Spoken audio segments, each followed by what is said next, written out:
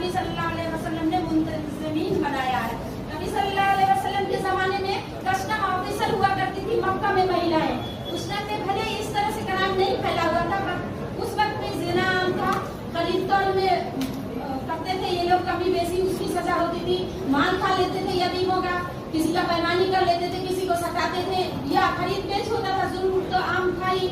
तो उस वक्त भी अगर साबित हो जाता था जुर्म, तो कोई भी महामारी खातिर लगाती थी।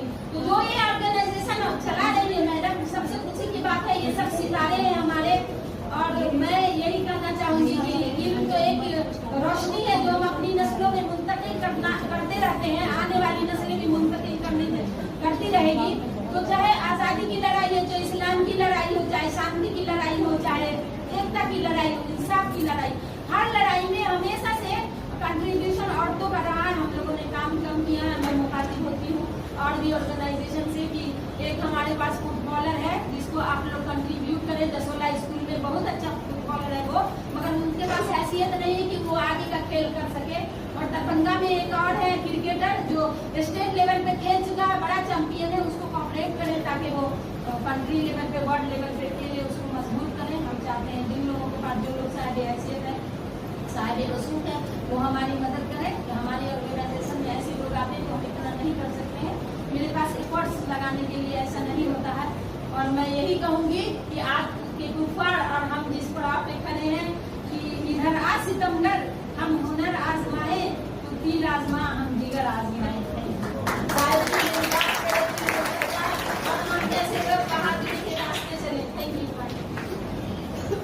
इस्लाम में कि नबी सल्लल्लाहु अलैहि वसल्लम के ज़माने में जो वो होते थे, कमांडर होते थे, खालिद बिन वलीद, तो सबने सुना होगा, सबने पढ़ा होगा, बहुत बहादुर थे, कभी कोई लड़ाई नहीं लड़ी, कभी कोई लड़ाई नहीं हारी, बट कभी नहीं कहा कि उनकी कमांडर ऑफ चीफ जो थी खौला बिन अजवर थी, जिन्होंने कभी लड़ाई नहीं हारी।